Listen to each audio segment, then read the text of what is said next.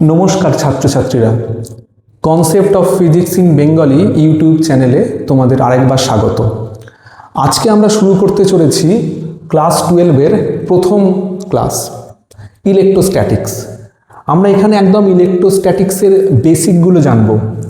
আজকের এই ক্লাসটির আমি নাম দিয়েছি আধানের পোস্টমর্টেম। চলো আমরা শুরু করি। এখানে দেখো কিছু ফোর্স আমি তোমাদের দেখিয়েছি। আমাদের আশেপাশের বিভিন্ন যে বস্তুগুলো রয়েছে তার উপরে আমরা ফোর্স অ্যাপ্লাই করি বা বল প্রয়োগ করি।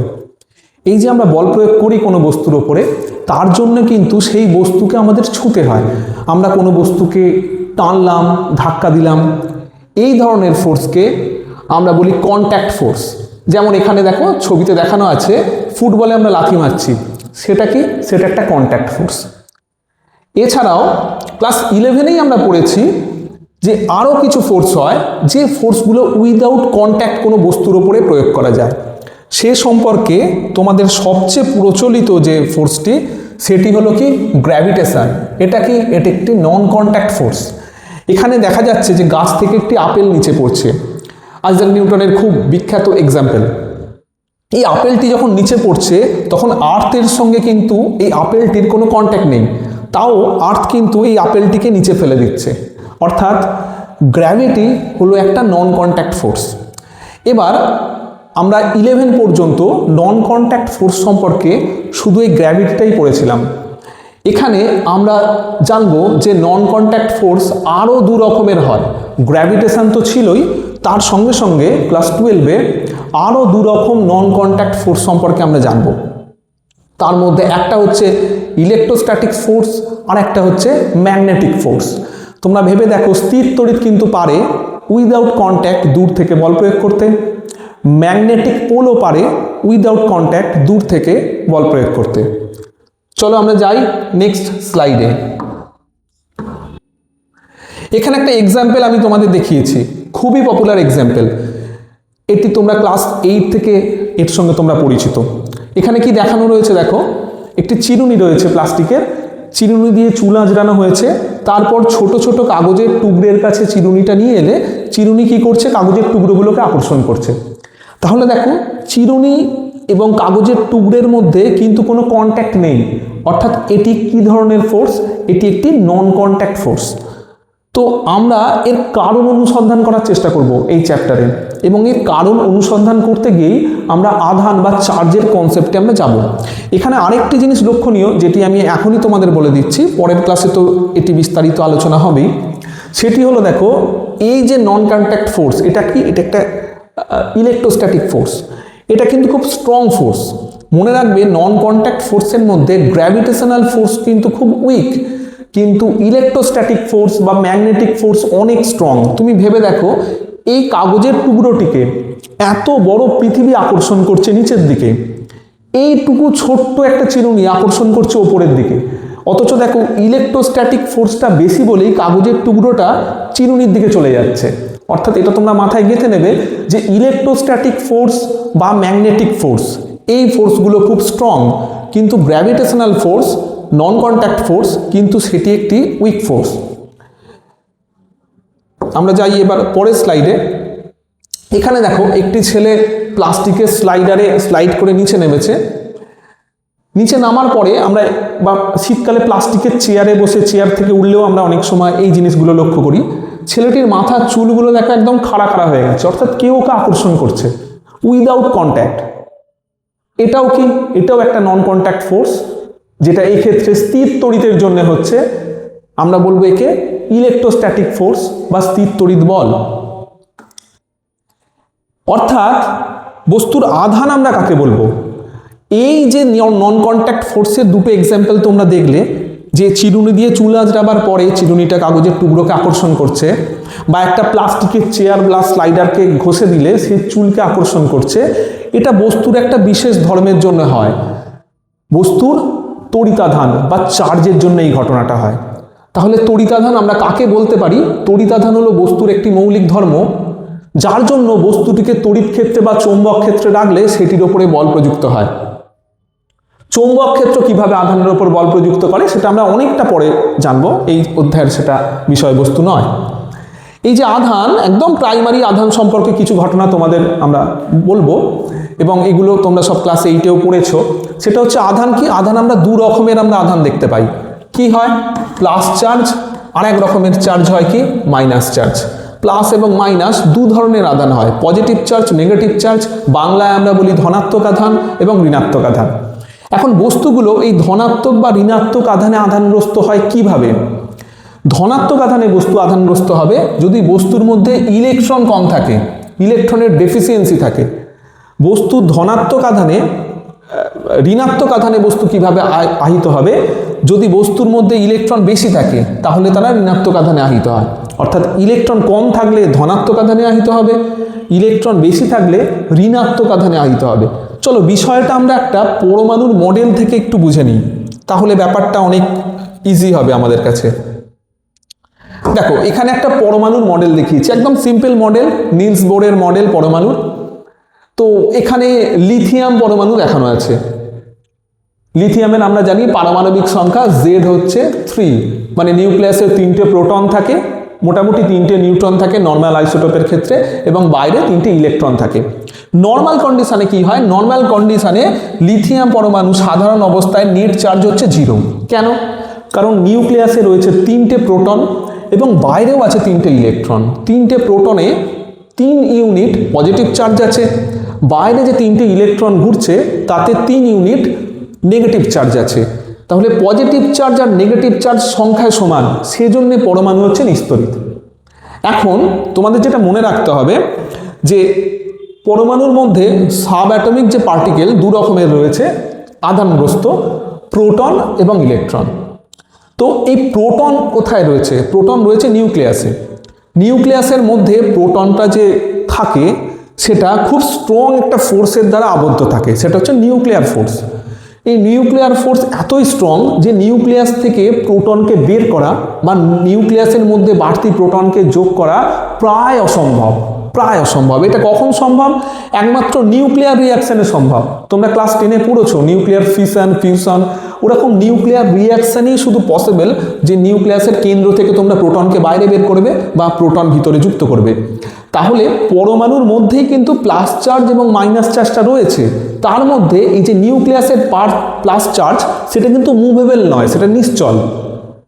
এটা তোমরা প্রথম মাথায় ঢুকিয়ে নাও যে পরমাণুর মধ্যে প্লাস মাইনাস দুরকম চার্জ থাকা সত্ত্বেও শুধুমাত্র আমরা মাইনাস চার্জযুক্ত ইলেকট্রনকেই মুভ করাতে পারি, প্লাস চার্জযুক্ত প্রোটনকে আমরা কিন্তু মুভ করাতে পারি না। ঠিক আছে? তাহলে এখানে নিউক্লিয়াসে রয়েছে প্লাস চার্জযুক্ত প্রোটন, যাকে নড়ানো চড়ানো যায় না, নিশ্চল, এবং বাইরে রয়েছে ইলেকট্রন। তাহলে আমরা কি করতে পারি? শুধুমাত্র ইলেকট্রনগুলোকে বের করতে পারি পরমাণু থেকে, বা কোনোভাবে পরমাণুতে ইলেকট্রন যোগ করতে পারি। পরমাণু থেকে ইলেকট্রন বের করা খুব জটিল কোনো প্রসেস নয়। কোনো পদার্থকে আমরা রেখে যদি পদার্থকে ঘষি, রাবিং করি, তাহলে পদার্থ থেকে কিছু ইলেকট্রন বেরিয়ে যায়। ঘর্ষণের ফলে যে তাপ শক্তি জেনারেট হয়, সেই তাপ শক্তি ইলেকট্রনগুলোকে বের করতে সাহায্য করে। তো যদি কোনোভাবে আমরা এই লিথিয়াম পরমাণুর মধ্যে বা যে কোনো নিস্তরিত পরমাণুর মধ্যে বাইরে থেকে একটা ইলেকট্রন বের করে নিই, প্রথম বের করাটা বলি, একটা ইলেকট্রন পরমাণু থেকে বের করে নিয়েছি। কি ছিল? 3টে ইলেকট্রন ছিল, নিউক্লিয়াসের +3 পজিটিভ চার্জের সঙ্গে সেটা ব্যালেন্স করেছিল, একটা ইলেকট্রনকে আমরা বের করে নিয়েছি। এখন কি হয়েছে? এখন নিউক্লিয়াসে পজিটিভ চার্জ হয়ে গেছে বেশি, 3 ইউনিটই আছে, বাইরে নেগেটিভ চার্জটা হয়ে গেছে কম। তাহলে এ এখন কেমন আধানগ্রস্ত হবে? এ ধনাত্মক আধানগ্রস্ত হবে, মানে ক্যাটায়ন তৈরি করবে। তাহলে যদি ইলেকট্রন কমে যায় নর্মাল অবস্থার থেকে, তখন নিউক্লিয়াসের চার্জটার জন্যে কোনো পরমাণু বা কোনো পদার্থ ধনাত্মক আধানগ্রস্ত হয়। মানে প্রোটন দেখো বাড়ালাম না, কিন্তু ইলেকট্রন কমলো, প্রোটনকে বাড়ানো যাচ্ছে না। এর উল্টোটা যদি হয় যে কোনোভাবে নিস্তরিত পরমাণু থেকে একটা ইলেকট্রন আমরা রিমুভ করে দিলাম, একটা ইলেকট্রন যোগ করলাম, এখানে রিমুভ করেছি, এখানে যোগ করলাম, পরমাণুতে একটা ইলেকট্রন বাইরে থেকে যোগ করেছি, তাহলে এখন কি হয়ে গেছে? নিউক্লিয়াসে পজিটিভ চার্জ আছে 3 ইউনিট, কিন্তু বাইরে নেগেটিভ চার্জ আছে 4 ইউনিট। সুতরাং এটি কেমন হয়ে যাবে? ঋণাত্মক আধানগ্রস্ত হয়ে যাবে। তাহলে ইলেকট্রন যদি স্বাভাবিক অবস্থার থেকে বাড়ে, তাহলে পরমাণু বা কোনো পদার্থ হয়ে যাবে ঋণাত্মক আধানগ্রস্ত, নেগেটিভলি চার্জড। আর কোনোভাবে যদি ইলেকট্রন কমে যায় তাহলে পরমাণু হয়ে যাবে কি পজিটিভ আধানগ্রস্ত। ঠিক আছে, কারণ হচ্ছে আমরা কিন্তু প্রোটনকে মুভ করাতে পারি না, এই আইডিয়াটা তোমাদের এখান থেকে কিন্তু নিতে হবে। ইলেকট্রন বাড়লে নেগেটিভলি চার্জড হয়ে যাবে পদার্থ, ইলেকট্রন কমলে পজিটিভলি চার্জড হয়ে যাবে। প্রোটন কিন্তু কোনোভাবেই আদান প্রদান হয় না। আশা করি বুঝতে পারলে যে কিভাবে বস্তু ধনাত্মক বা ঋণাত্মক আধানে আধানগ্রস্ত হয়। আমরা চলে আসি নেক্সট স্লাইডে। আমি এখানে আধানের বেশ কিছু ধর্ম আলোচনা করব, খুবই গুরুত্বপূর্ণ বেশ কিছু ধর্ম। তো আধান যদি স্থির থাকে তাহলে একটা চার্জ রয়েছে, ধরো একটা পজিটিভ চার্জ আছে, সে স্থির আছে, তাহলে সে তড়িৎ ক্ষেত্র তৈরি করতে পারে। চৌম্বক ক্ষেত্র কিন্তু স্থির আধান তৈরি করতে পারে না, ইলেকট্রোম্যাগনেটিক ওয়েভও তৈরি করতে পারে না। কোনো আধান যদি সমবেগে যায়, একটা আধান ধরো সমবেগে যাচ্ছে একদিক থেকে অন্যদিকে, সেই আধান তড়িৎ ক্ষেত্র তৈরি করতে পারে, সেই আধান চৌম্বক ক্ষেত্রও তৈরি করতে পারে। বায়ো-সাভার্টের ল তোমরা পড়বে। এবং সেই আধান ইলেকট্রোম্যাগনেটিক ওয়েভ কিন্তু তৈরি করতে পারে না। এবার ধরো কোনো আধান ত্বরণ নিয়ে যাচ্ছে, অর্থাৎ আধানটি গতিশীল এবং তার বেগ ক্রমশ বাড়ছে, তাহলে সেই আধান তড়িৎ ক্ষেত্র তৈরি করতে পারে, সেই আধান চৌম্বক ক্ষেত্র তৈরি করতে পারে, আবার সেই আধান থেকে ইলেকট্রোম্যাগনেটিক ওয়েভ তৈরি হয়, সেটা ছড়িয়ে পড়ে চারিদিকে। তাহলে এটা একটু তোমরা চারটা মনে রাখবে এমসিকিউ করার জন্য, কারণ আগেই তোমাদের আমি বলেছি যে এই পার্টটি থেকে মূলত এমসিকিউ আসবে, বড় ডেফিনেশন বা ডেরিভেশন সেগুলো কিছু আসবে না। এরপর আধানের খুব ইম্পর্টেন্ট কিছু ধর্ম আমরা দেখব। আধান মানে চার্জ, সেটা একটি স্কেলার রাশি। স্কেলার রাশি কাকে বলে তোমরা ক্লাস 11-এ পড়ে নিয়েছো। স্কেলার রাশি হচ্ছে সেই রাশি যার মান আছে কিন্তু দিক নেই। এখানে আধানের কোনো দিক থাকে না, তাই সেটি একটি স্কেলার রাশি। আধান হচ্ছে সংরক্ষিত, অর্থাৎ আধানের সংরক্ষণ সূত্র আছে। কেন? আগের ছবিটাতেই দেখো, তোমরা বুঝতে পারবে যে এখানে দেখো আধান কিন্তু আমরা তৈরি করতে পারি না বা ধ্বংস করতেও পারি না। আমরা শুধু কি করি, আধানকে বিচ্ছিন্ন করে দিই। একটা যদি পরমাণুর মধ্যে আমরা দেখি পজিটিভ চার্জ আর নেগেটিভ চার্জ সংখ্যা সমান, গোটা বিশ্ব ব্রহ্মাণ্ডেও তাই। টোটাল পজিটিভ চার্জ আর টোটাল নেগেটিভ চার্জের পরিমাণ কিন্তু একদম সমান এবং নির্দিষ্ট। আমরা শুধু পজিটিভ আর নেগেটিভ চার্জকে আলাদা করি। এখানে যখন নেগেটিভ চার্জটাকে সরিয়ে নিয়েছি, ও হয়ে গেছে পজিটিভ আধানগ্রস্ত। এখানে যখন নেগেটিভ চার্জ যোগ করেছি, তখন ও হয়ে গেছে নেগেটিভ আধানগ্রস্ত। অর্থাৎ পজিটিভ আর নেগেটিভ চার্জের টোটাল পরিমাণ বিশ্ব ব্রহ্মাণ্ডে ধ্রুবক। আমরা শুধুমাত্র ওদের বিচ্ছিন্ন করার জন্যে স্থির তড়িৎ আমরা কোনো জায়গায় তৈরি করতে পারি। এরপর একটা খুব এই চ্যাপ্টারের খুব ভাইটাল একটা কনসেপ্টে আমি আসবো, এবং এই কনসেপ্টটি থেকে খুব এমসিকিউরও থাকে বিভিন্ন জায়গাতে। তোমরা তোমাদের টেক্সট বইয়ের যদি অনুশীলনীতে যাও, সেখানেও দেখতে পাবে যে ওয়েস্ট বেঙ্গল জয়েন্ট নিট বিভিন্ন জায়গাতে এই কনসেপ্ট থেকে কোশ্চেন এসেছে। সেটা কি বলা হচ্ছে যে আধান সেটা হচ্ছে কোয়ান্টিত, মানে কোয়ান্টাইজড। আধান কোয়ান্টাইজড। তো কোয়ান্টাইজেশন বা কোয়ান্টাইজড এই আইডিয়াটা মানে কি তোমরা হয়তো শুনেছো বই পড়ার আগেও বিভিন্ন জায়গাতে, বিভিন্ন ইউটিউব চ্যানেলে বা বিভিন্ন পেপারে, ম্যাগাজিনে, যে কোয়ান্টাম ফিজিক্স।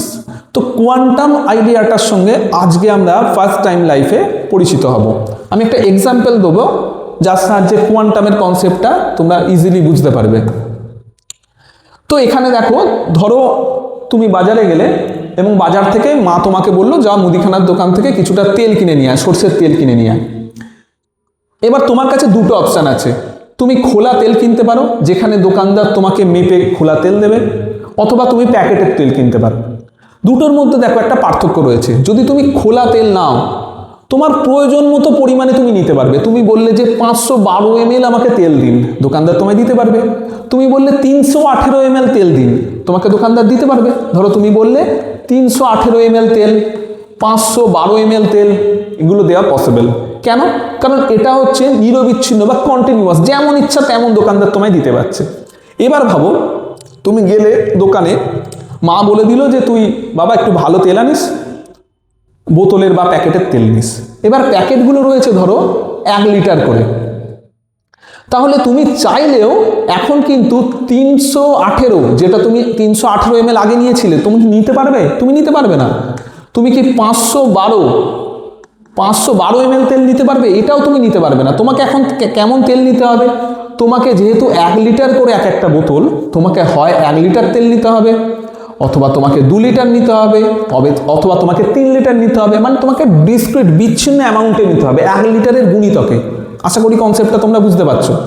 তাহলে যদি খোলা তেল নিই আমরা যে কোনো পরিমাণে নিতে পারবো, কিন্তু যদি আমরা এরকম 1 লিটারের বোতল আমরা নিতে চাই, আমাকে 1 লিটার নিতে হবে, 2 লিটার নিতে হবে, 3 লিটার নিতে হবে, তার মাঝখানে নিতে পারবো না। আমি 1 লিটার 200 তেল নিতে পারবো না, 1 লিটার 500 তেল নিতে পারবো না। তো বিজ্ঞানীরা যখন সায়েন্স এগিয়েছে, বিজ্ঞানীরা দেখেছেন শুধু এই রকম তেলের বোতলের মতো এক্সাম্পল বিভিন্ন জিনিস আদান প্রদানের ক্ষেত্রে হয়। যখন এক বস্তু অন্য বস্তুকে শক্তি আদান প্রদান করে বা এক বস্তু অন্য বস্তুকে চার্জ আদান প্রদান করে, তখন দেখা গেছে এরকম ছোট ছোট কিছু পরিমাণের প্যাকেট হয়। যেমন এটা তেলের প্যাকেট, তেমন একটা বস্তু যখন অন্য বস্তুকে আধান দেবে তখন আধানেরও একটা প্যাকেট হয়। দেখো আমি আরেকটু তোমাদের ব্যাখ্যা করে দিচ্ছি। ধরো তেলের পরিবর্তে এটাকে আমি আধান বলছি। এক প্যাকেট, একটা বোতল তেলের, তাতে কতটা পরিমাণ তেল রয়েছে? তাতে রয়েছে 1 লিটার তেল। এটাকে আমি ধরলাম যে ই চার্জ, এর নাম দিলাম ই।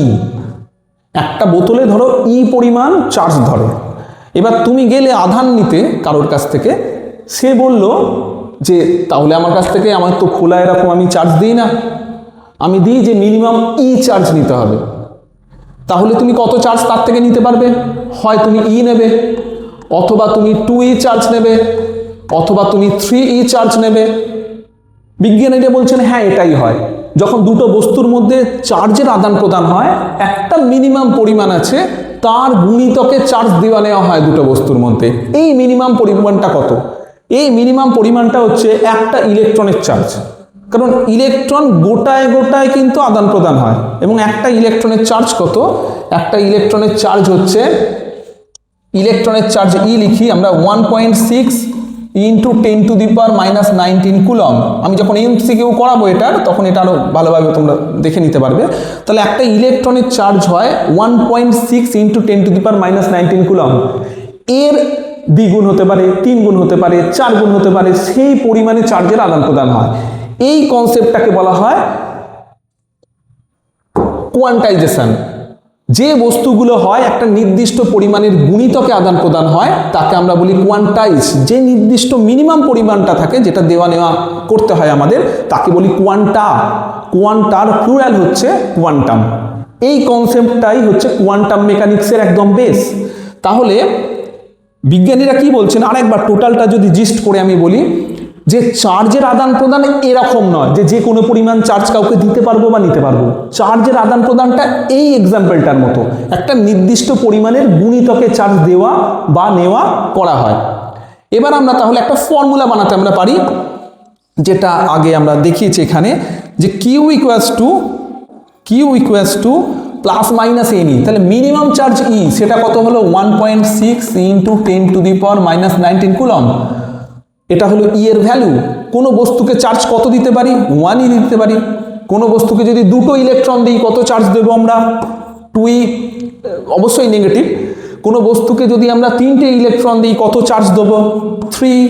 তাহলে আমরা লিখতে পারি কোনো বস্তুকে দেওয়া চার্জের পরিমাণ কিউ সমান এনই, যেখানে এন হচ্ছে 1 2 3 4 ডট ডট ডট, মানে ন্যাচারাল পজিটিভ ইন্টিজারগুলো। ঠিক আছে, তাহলে এই একটা ফর্মুলা আমরা পাই, কিউ ইকুয়ালস টু হচ্ছে এনই। ই হচ্ছে একটা ইলেকট্রনের চার্জ, এন হচ্ছে একদম সাধারণ পূর্ণ সংখ্যাগুলো। এবার চার্জ যেহেতু পজিটিভ নেগেটিভ দুরকম হয় সম্ভব, সেই জন্য এই ফর্মুলাটাতে আমরা একটা প্লাস মাইনাস যোগ করি। তাহলে এই সূত্রটি কিন্তু খুব ইম্পর্টেন্ট। এই সূত্রটি কোন ধর্মকে ইন্ডিকেট করছে চার্জের? সেটা হচ্ছে চার্জের কোয়ান্টাইজেশন। চলো এবার আমরা নেক্সট আমরা কনসেপ্টগুলোতে যাই। এটা তো হয়ে গেল আমাদের। আচ্ছা, আগে কিন্তু ধারণা ছিল, একটু আমি এটা বলে দিই, যে এরকম কন্টিনিউয়াস প্রসেসে চার্জ দেওয়া নেওয়া সম্ভব, এরকম আগে ভাবতো 1800 শতকের বিজ্ঞানীরা। তাকে বলা হতো ইলেকট্রিক ফ্লুইড, যে ইলেকট্রিক ফ্লুইড দেওয়া নেওয়া করা হয়। কোয়ান্টাইজেশনের আইডিয়া আসার পরে এই জিনিসটা পুরো বাতিল করে দেওয়া হয়েছে, এটা বইয়েতে এখন পড়ানোই হয় না। চার্জের বা আধানের অন্যান্য ধর্মগুলো আমরা দেখি অপরিবর্তনীয়। আধানের মান এর বেগের ওপর নির্ভর করে না।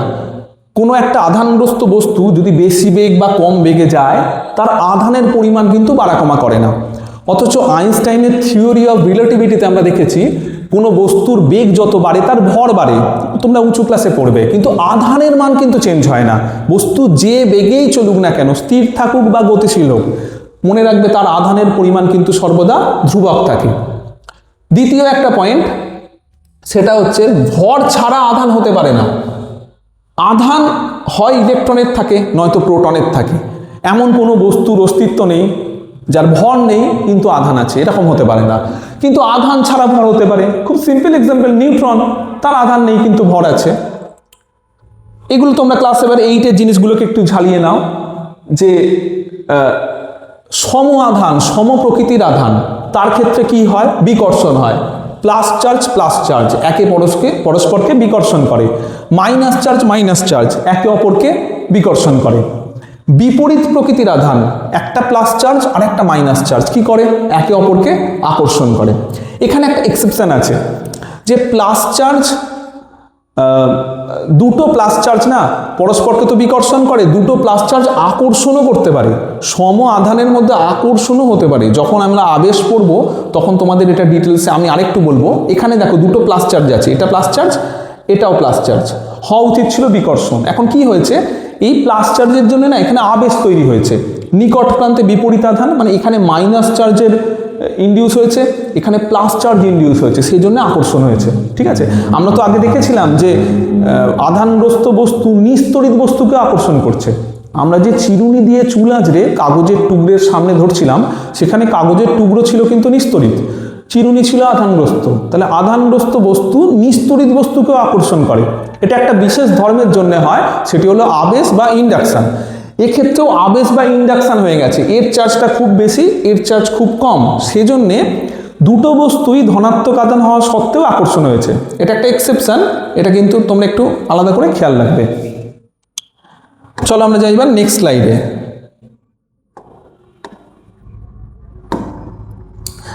এসআই ইউনিট, আধানের এসআই ইউনিট হলো কুলম্ব। তোমরা অনেকে উচ্চারণ করো কুলম্ব, না কুলম্ব নয়, এসআই ইউনিট আধানের হচ্ছে কুলম্ব। আর সিজিএস ইউনিট হচ্ছে ইএসইউ বা ইলেকট্রোস্ট্যাটিক ইউনিট অথবা স্ট্যাট কুলম্ব। কুলম্ব বা স্ট্যাট কুলম্বের মধ্যে রিলেশনটা তোমাদের মুখস্থ করে নিতে হবে। এমসিকিউ এ অতীতে এসেছে, WBCHSE আমাদের ওয়েস্ট বেঙ্গল বোর্ডেতেই এসে গেছে। তাহলে 1 কুলম্ব সমান কত ইএসইউ হয়? 3 × 10⁹ ইএসইউ। এর মাত্রা কি হয়? আধানের মাত্রা আইটি। ঠিক আছে, কিউ ইকুয়ালস টু আইটি, সেই ফর্মুলা থেকে আসছে। এটা আসলে আসছে প্রবাহী তড়িৎ থেকে। আমরা জানি তড়িৎ প্রবাহ মাত্রা আই ইকুয়ালস টু হচ্ছে কিউ বাই টি। তাহলে কিউ ইকুয়ালস টু কি? I into T. তাহলে কিউ এর যদি আমরা ডাইমেনশন নিই, কারেন্ট, এটা এসআই একটা মৌলিক রাশি, এর ডাইমেনশন হলো আই, টি হচ্ছে টাইম, তার ডাইমেনশন হলো টি। তাহলে আধানের ডাইমেনশন হলো আইটি। এটা প্রবাহী তড়িৎ থেকে কিন্তু এই কনসেপ্টটা আসে, মাত্রার আইডিয়াটা।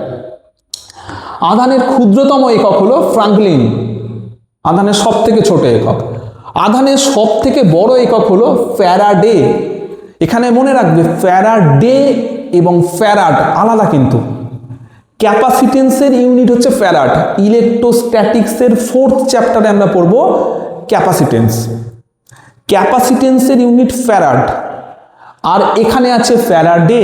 ফ্যারাডে হচ্ছে চার্জের সব থেকে বড় ইউনিট। 1 ফ্যারাডে বলতে বোঝায় 1 মোল ইলেকট্রনের মোট আধান, খুব বড়।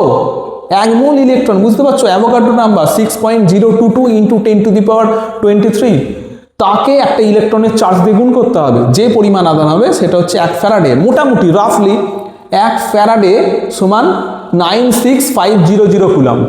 ঠিক আছে, আর একটা মনে রাখবে, আধানগ্রস্ত বস্তু কিন্তু নিস্তড়িত বস্তুকেও আকর্ষণ করে। একটু আগেই আমি বললাম কিসের জন্য এটি ঘটে?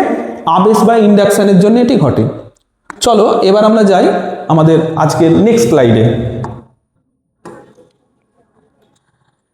এবার দেখো স্থির তড়িৎ আমরা তৈরি করব কি করে কোনো বস্তুকে।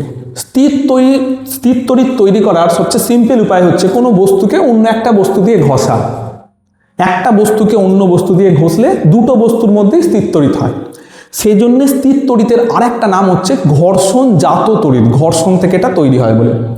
এখানে দেখো দেখানো আছে সাধারণ অবস্থায় একটা কাঁচদণ্ড আর একটা রেশমের আমরা কাপড় নিয়েছি, দুজনেই নিস্তড়িত, দুটোর মধ্যেই প্রোটন এবং ইলেকট্রনের সংখ্যা সেম, প্রোটনগুলোকে লাল দেখানো আছে, ইলেকট্রনগুলোকে নীল রঙে দেখানো আছে, তাহলে দুজনেই নিস্তড়িত। এবার কি করা হচ্ছে, রেশম দিয়ে খুব করে আমরা কাঁচদণ্ডটাকে ঘষলাম রেশমের কাপড়টা দিয়ে। এই যখন আমরা ঘষার প্রক্রিয়াটা করি তখন একটা মেটেরিয়াল থেকে অন্য মেটেরিয়ালে ইলেকট্রনের আদান প্রদান হয়। এই প্রসেসে যদি কাঁচকে আমরা রেশম দিয়ে ঘষি তখন কাঁচ থেকে কিছু ইলেকট্রন রেশমে চলে আসে। ঠিক আছে, কেন? তার কারণ হচ্ছে যে প্রত্যেকটা বস্তুর আমরা যদি পরমাণুর মধ্যে যাই, নিউক্লিয়াস যে ইলেকট্রনকে আকর্ষণ করে, বিভিন্ন বস্তুর ক্ষেত্রে আকর্ষণ বলটা বাড়া কমা আছে, বিভিন্ন হয়। কোনো বস্তুর নিউক্লিয়াসে প্রোটন অনেক বেশি, ফলে তারা বাইরের ইলেকট্রনটাকে অনেক বেশি আকর্ষণ করে। কোনো বস্তুর নিউক্লিয়াসে হয়তো প্রোটন সংখ্যা কম, ইলেকট্রনকে তুলনায় কম আকর্ষণ করে। তো দুটো বস্তুর মধ্যে, আলাদা আলাদা বস্তুর মধ্যে নিউক্লিয়াস এবং ইলেকট্রনের মধ্যে আকর্ষণ বলের পার্থক্যের কারণে দুটো বস্তুকে যদি ঘষি, একটা বস্তু থেকে কিছু ইলেকট্রন অন্য বস্তুতে চলে যায়।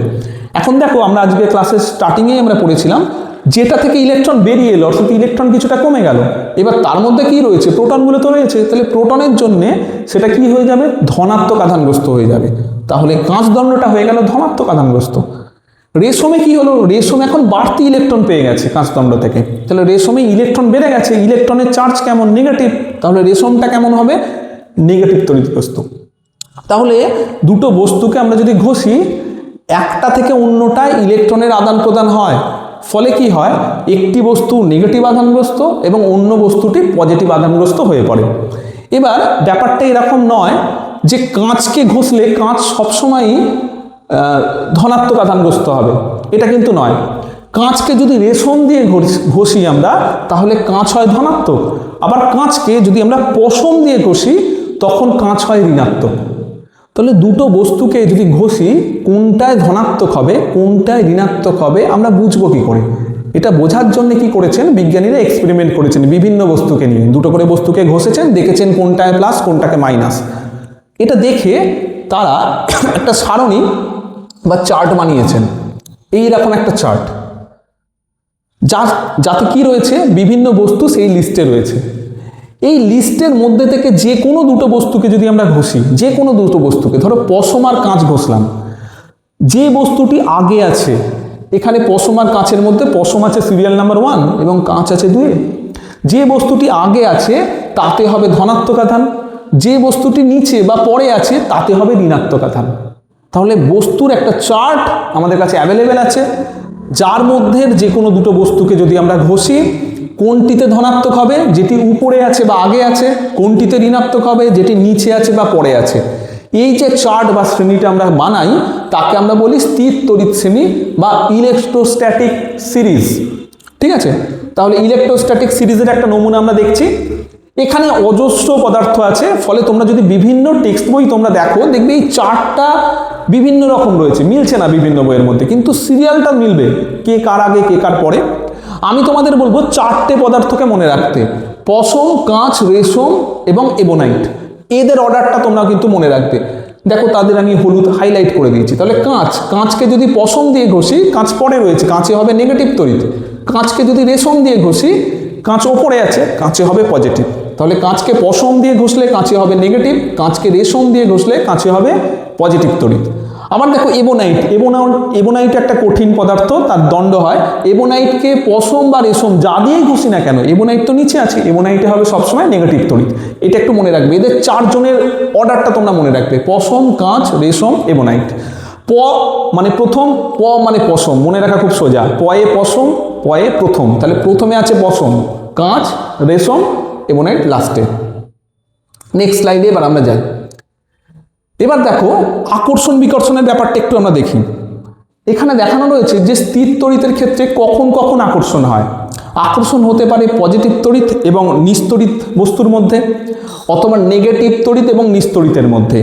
এই দুটো ঘটনা কেন ঘটে? পজিটিভ বা নেগেটিভ তড়িতের সঙ্গে নিস্তড়িতের আকর্ষণ, এটা হয় আবেশের জন্য, এটা হয় ইন্ডাকশনের জন্য। ঠিক আছে, আর পজিটিভ নেগেটিভ তো বিপরীত আধান, তারা তো আকর্ষণ করবেই। বিকর্ষণ কখন হয়? শুধু সেম চার্জ হলে, লাইক চার্জ হলে তবে বিকর্ষণ বা রিপালসান হয়। প্লাস প্লাস রিপালসান হয়, মাইনাস মাইনাস রিপালসান হয়। এবার দেখো, তোমাকে ধরো একটা বস্তু দিল, যেটায় আধান আছে কি নেই তুমি জানো না। ধরো এখানে একটা লাল আমি বক্স করলাম, এটা পজিটিভ কি নেগেটিভ আধানগ্রস্ত তুমি জানো না। এবার তুমি কি করলে, এর কাছে আর একটা প্লাস চার্জ নিয়ে এলে, এ আকর্ষণ করলো। এখন আকর্ষণ দুটো কেসেই হতে পারে, এই বক্সটা যে বস্তুটা রয়েছে সেটা নেগেটিভও হতে পারে, তাহলেও আকর্ষণ করবে। আবার এটা এই সম্ভাবনাটাও আছে যেটা নিস্তড়িত, তাতেও আকর্ষণ হবে। তাহলে যদি এই প্লাস চার্জটা এই পরীক্ষাধীন বস্তুটাকে আকর্ষণ করে, আমরা শিওর নই যে পরীক্ষাধীন বস্তুটি নেগেটিভলি চার্জড নাকি পরীক্ষাধীন বস্তুটি নিস্তড়িত নিউট্রাল, কারণ দুটো ক্ষেত্রেই আকর্ষণ হতে পারে। তাহলে যদি একটা বস্তুকে অন্য একটি আধানগ্রস্ত বস্তু আকর্ষণ করে, তাহলে পরীক্ষাধীন বস্তুটি আধানগ্রস্ত নাকি আধানগ্রস্ত নয় সেটা শিওরলি বলা সম্ভব নয়। কিন্তু যদি এর উল্টোটা হয়, এটা আমি মুছে দিই, যদি এর উল্টোটি হয়, এটি একটি পরীক্ষাধীন বস্তু, এর কাছে একটা প্লাস চার্জকে নিয়ে এলাম, দেখলাম রিপালসান হচ্ছে, একে বিকর্ষণ করলো। দেখো রিপালসান শুধু সম্ভব চার্জের সঙ্গে চার্জের, তাহলে অবশ্যই শিওর করে আমরা বলতে পারি হ্যাঁ এতে অবশ্যই প্লাস চার্জ আছে, কারণ প্লাস চার্জই কেবলমাত্র অন্য প্লাস চার্জকে বিকর্ষণ করে।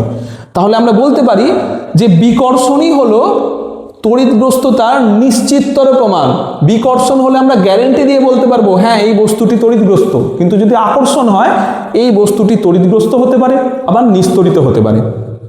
আশা করি এই লজিকটা তোমরা বুঝতে পারলে। এরপর আমরা যাই নেক্সট স্লাইডে।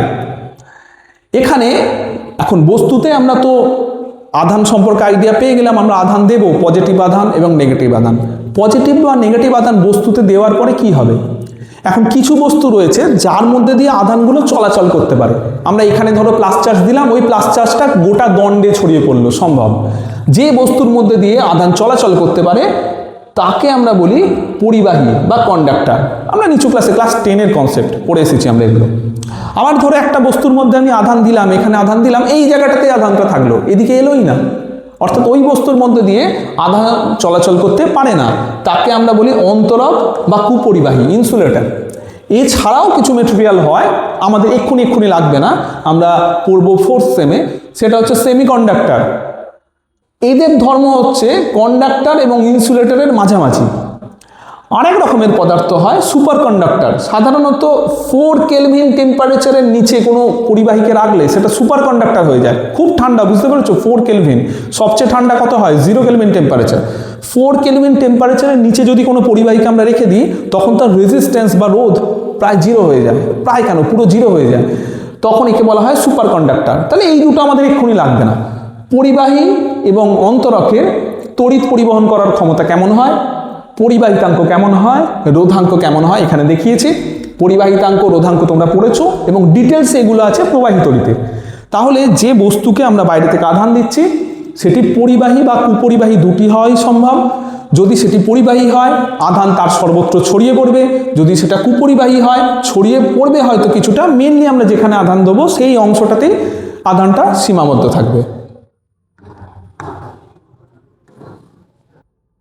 এখানে আমরা দেখিয়েছি, দেখো একটি তারটার কভারটা কেটে তুলে দেওয়া হয়েছে, এটা হচ্ছে পরিবাহী, ওপরের কভারটা ইনসুলেটর, সেটা হচ্ছে একটা অন্তরক। তাহলে আজকে আমরা ইলেকট্রোস্ট্যাটিকের একদম প্রথমের দিকের বিষয়গুলো আমরা আলোচনা করলাম। এরপরেও অনেক কিছু রয়েছে, এরপরেও আবেশ আছে, স্বর্ণপত্র তড়িৎবীক্ষণ নামক একটি যন্ত্রের কথা আমরা পড়ব, যে যন্ত্রের সাহায্যে কোনো বস্তুতে স্থির তড়িৎ আছে কিনা আমরা বুঝতে পারি। তারপরের ক্লাসে আমরা বজ্রবহ বা বজ্র নিবারক লাইটনিং অ্যারেস্টার পড়ব, যেটা বাড়ির উপরে লাগানো হয় যাতে বজ্রপাতের হাত থেকে বাড়িকে রক্ষা করা যায়। তো আজকের ক্লাসটাতে আমরা একদম বেসিক জিনিসগুলো পড়লাম এই চ্যাপ্টারের। আধান কি, সেটি কিভাবে তৈরি হয়, আধান কত প্রকারের কি কি, আধানের সংরক্ষণ সূত্র, আধানের কোয়ান্টাইজেশন, এই ব্যাপারগুলো পড়লাম। আজকের ক্লাসটি এই পর্যন্তই। তোমাদের অনেক ধন্যবাদ, এবং আজকের ক্লাসটি যদি ভালো লেগে থাকে তাহলে এই ভিডিওটিতে একটি লাইক দিয়ে দাও, চ্যানেলটি সাবস্ক্রাইব করে নাও, বেল আইকনটি তোমরা টিপে দাও, এবং তোমরা যদি এই ভিডিওটি ভালো লাগে তাহলে তোমার বন্ধুদের সঙ্গে এই ভিডিওটি শেয়ার করো যাতে তারাও এই ক্লাসটি দেখে উপকৃত হতে পারে। আজকের মতো ক্লাস এখানেই শেষ। টাটা।